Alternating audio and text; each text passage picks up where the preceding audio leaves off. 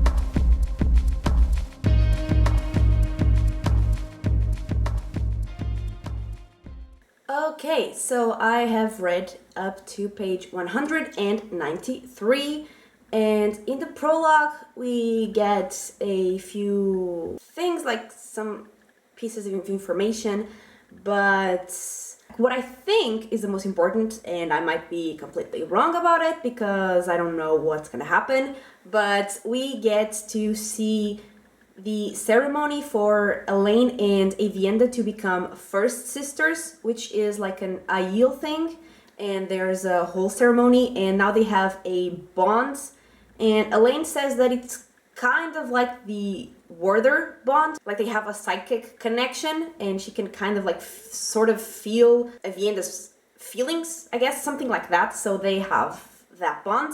And then still in the prologue, we see Rand deciding that he is gonna cleanse Saidin, the male half of the One Power.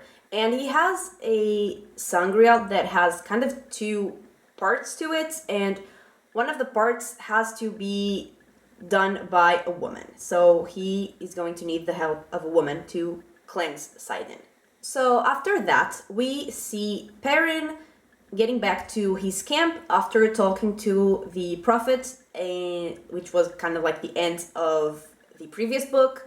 And when he gets there, he obviously realizes that most of his people were taken by the Shaido, which also happened at the end of last book, and including Fail, she was also taken. And so he sends a few people to go try to find those Shaido and where they are taking Fail and the others. And then we also get a couple chapters from Fail's point of view while she is being held captive. And in those chapters, we see a wise one approaching Fail and telling her that she will help her and the other people there escape, some of the people there escape, if she spies on Savannah, who is the leader of the Shaido, and gets her good information. Basically, she will make sure they are left behind the next time they stop. But then another person approaches Fail, and that is Galina, who is an Aes Sedai, and I think she's also being held captive by the Shaido, and she tells Fail that she will also help her and some other people there escape if she gets the Oath Rod from the Wise Ones. And then when Perrin, like the people he sends to find the Shaido, when they get back and they tell Perrin in which direction they are headed. Perrin decides that he's gonna go that direction, which is south, I think, and he tells the prophet that he is going south, but the prophet should go maybe east, I don't know, some other direction to go find Rand. But the prophet says that he will go with Perrin because killing Aiel is doing the light's work, or whatever he says. And at first, when they were going to meet with Rand, he didn't wanna travel through, I guess, some kind of portals that the Aes Sedai and the Ashaman and people who can channel can create. He didn't want to do that because he thinks that Rand, the Dragon Reborn, should be the only one to use the One Power. But now, Perrin says that, we're gonna have to use, we're gonna have to go through traveling. So, you don't want to do that. But now somehow he is okay with it, and he is going to help Perrin kill the Shaido, or try to. Now, moving on to Elaine, she finds out that one of the domain they have captured is ready to be released from the Adam, and basically they also tell her that that domain is a lot stronger than Nynaeve in the power, and Nynaeve was supposed to be way stronger than everyone else, so I'm like, what? And after that, Elaine is going to have her meal, but then 3 assassins appear, but some people there actually fight them, but she was also poisoned, in her tea or something, and that was the last thing I read. And when I plan on where to stop, it's the chapter that is closer to a third of the book. So I did not plan to stop on a cliffhanger, but it worked out fine. And also this cliffhanger was the most exciting thing that happened so far in this book.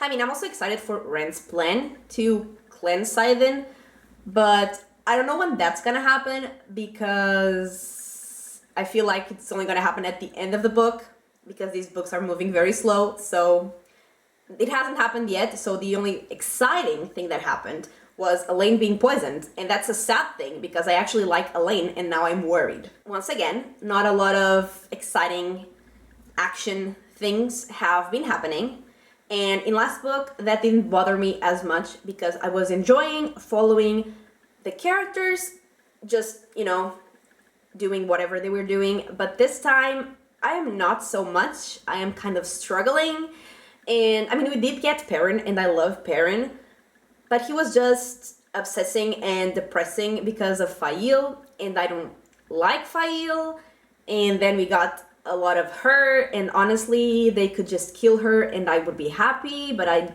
feel like that's not gonna happen. And we also then got a little bit of Elaine, but it was only 2 chapters, and that was not enough for me to be happy. But I do know that Matt is gonna appear at some point in this book, so I am definitely looking forward to that. But yeah, for now, I am not loving it. I'm not hating it either. I'm just meh about it. And yeah, I will update once I read another third.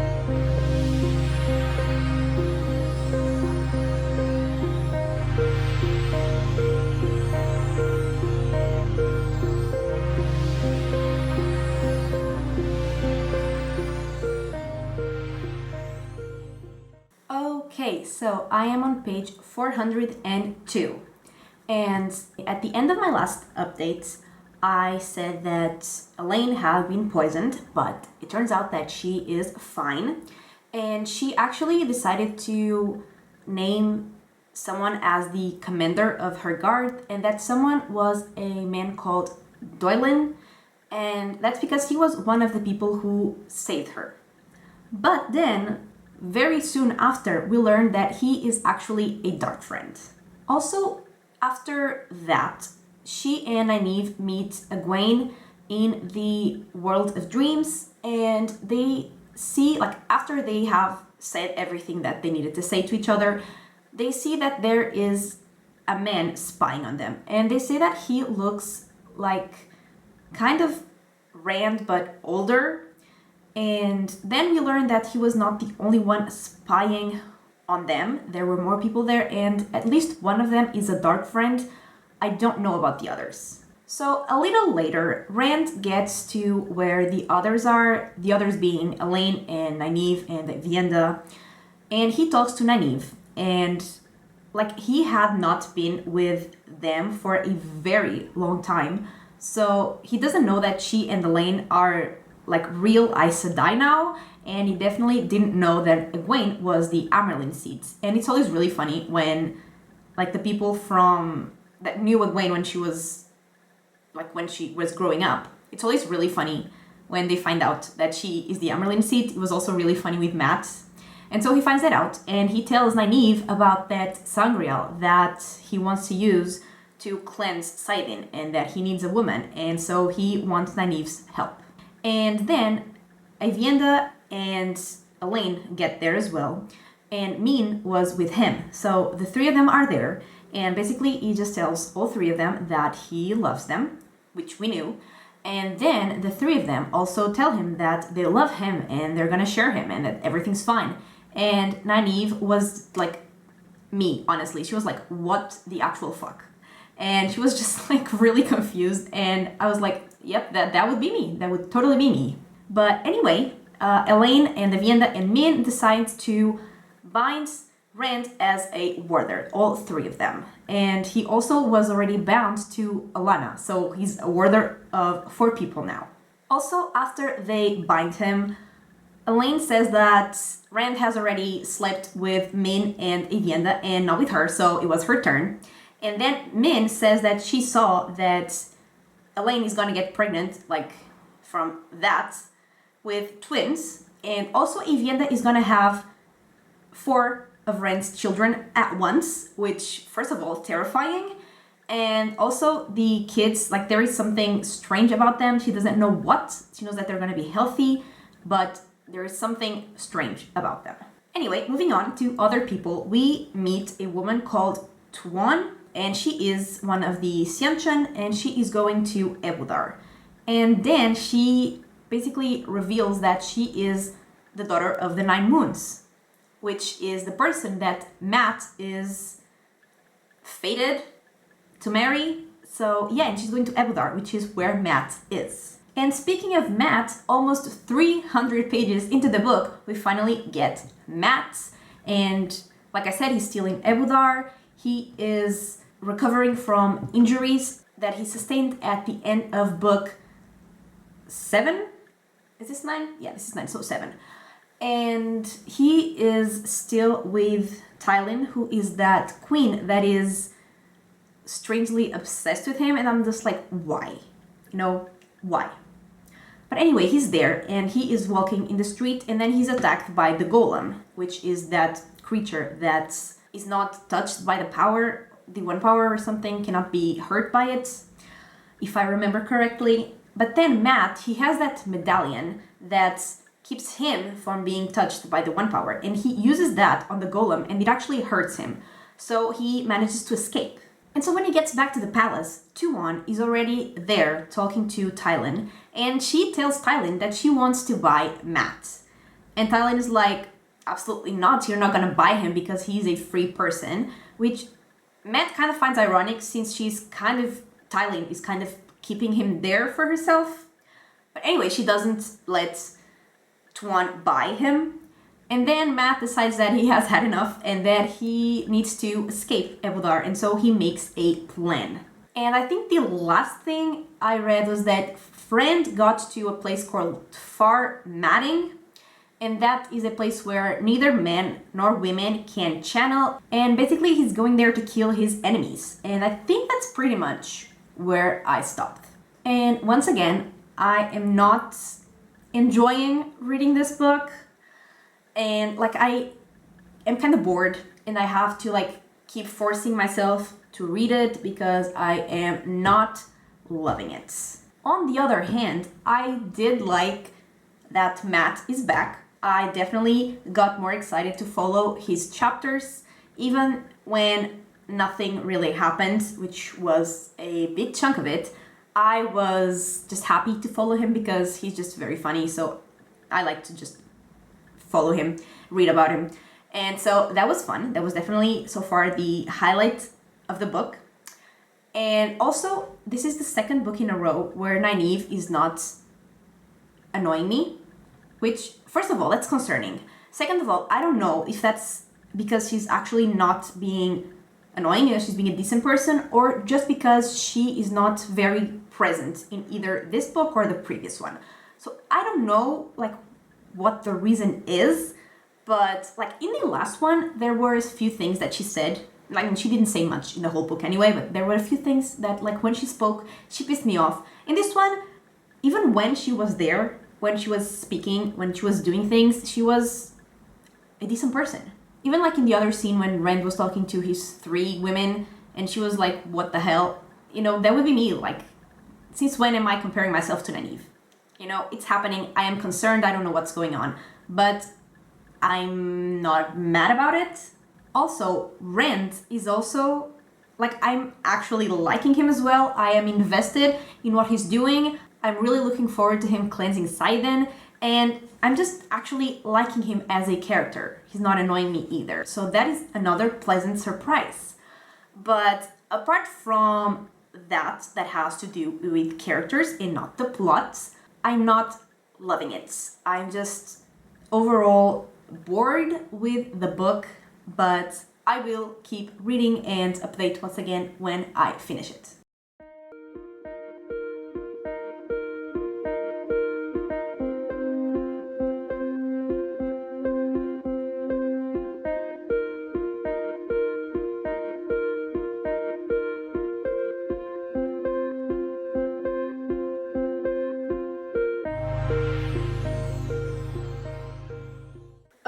Okay, so I have finished, and I think that this last third was probably the least interesting and exciting part of the whole book, except like the actual end, like the last chapter. So we get a little bit of Elaine and the people with her, and basically, like, she is indeed pregnant, and everyone in the palace already knows that she's pregnant.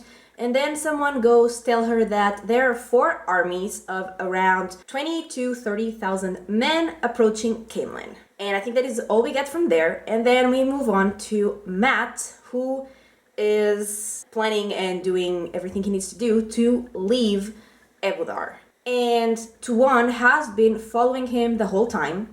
And then Matt and some other people tie her up. But then someone says, like, someone recognizes her as the daughter of the 9 moons and says that. And Matt's like, oh shit, that's my wife. He doesn't say future wife, he says, like, literally, that's my wife. And I'm like, she's not, but okay. Like, not yet, but okay. So he's not gonna leave her there tied up anymore. He is going to take her with them. And again, that is all we get from Matt.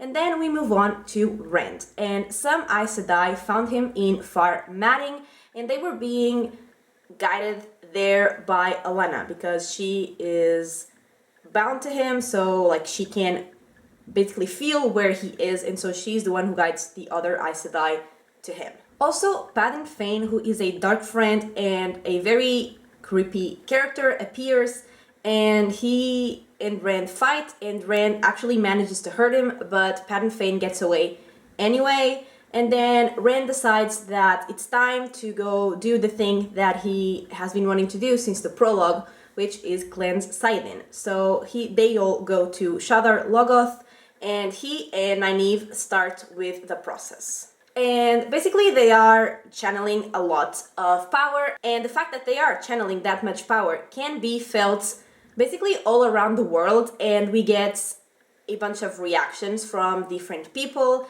and like what they are thinking about it, what they are planning to do about it. And then we learn that Saidin is indeed cleansed, and also the time of illusions is at an end. That's like the last sentence of the book, and I was just like, okay.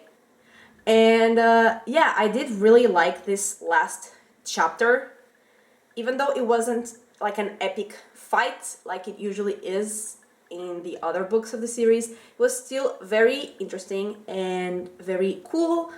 And yeah, I did really like the last chapter, but the lead up to it was not my favorite. But let's just get into my final thoughts. Okay, so let's start with the characters, and let's start with what I did not like. So we did get Perrin, especially in the, not especially, I think just in the first third of the book, and he was there, but he wasn't really doing anything. And I feel like that has become a thing, because I really, really loved him in, I think starting in book 3, and then there was a whole book where he was not there, and then like ever since he has been there, but he hasn't been doing much. He's just literally there. And this time he was just being sad about the fact that his wife was kidnapped, which is understandable, but I also wanted more of him, and I did not get it. Another thing, we actually got a good amount, I guess, with Elaine, but again, nothing really excited me about what she was doing, because pretty much all that happened, like for progress with her, was her becoming first sisters with Avienda. And I don't care about Avienda, so I honestly couldn't care less. And then binding Rand as a warder and then getting pregnant with his children. And since I don't care about like any of those relationships there, I also didn't care. So another thing that I did not like. Also, speaking of those relationships there, I used to like Min, but I feel like everything she has been doing the last couple books is, she has had a couple viewings which were interesting and I did like, but apart from that, all she does is worry about Rand. And another thing I did not enjoy, but I do get that we needed it, so I'm not actually mad about it, I just personally don't love it, is all the chapters we got from Fail's point of view, because I don't like her, but I understand that we needed to see what was happening, like with her and the people that were taken as well with her, so I understand that. It was just not my preference. And another thing I did not like was the fact that Egwene was basically not in the book. She was just in the World of Dreams talking to Nynaeve and Elaine, and that was all. And after, she was an iconic character in the previous book. So I also feel like that has become a thing. Every time I am loving a character, there's a book they are not in. That happened with Perrin, that happened with Matt, and that happened with Egwene, and I don't like that. Also, lastly, and I think I mentioned it in one of my updates, maybe the first one, in the previous book, there were also not a lot of things that I loved, but one of the things that did make it better for me was the fact that there were a lot of funny or wholesome moments with the characters, and I feel like that did not happen in this one. But anyway, moving on to what I did like, I love that Matt is back, and even though most of what he did was also not relevant or that exciting for me, I just like him. So I don't mind just, having chapters of him talking and walking around and doing random stuff, because he's really funny and he's just really badass and he's just great and I love him. So I did like that, even though I wanted him to do more as well. And also I have mentioned these next two things, but I did not hate Nynaeve, which again is a shock to me. And I did like Rand. I like both his whole plot in this book and also him as a character, which again, shocked but pleasantly surprised by. Now moving on to the plots, it was definitely very slow and not a lot happened, just like in the previous book. There was a lot of planning and not a lot of doing, and like I said in the vlog for the previous book, I understand that most of it will probably be relevant, like all the conversations, all the planning is probably gonna be very important for the future, and for a reread it would probably be very satisfying to read. But as a first-time reader who doesn't know what is going to be important or not, is just a little boring. And like I said, I did really like the last chapter, even though it was not an epic battle. It was still very cool, very interesting, and a good development, I hope, even though there might be some bad consequences, but for now it's so good. So I did like the ending, and I always like the endings of these books. There is one thing that has happened in every single one of them. But this book as a whole, like, it was rough to get through, and it was definitely my least favorite of the series. And I did not hate it, but I also did not like it. So I am giving it 2.5 stars. Okay, so this is everything for this week's video. I hope you enjoyed it.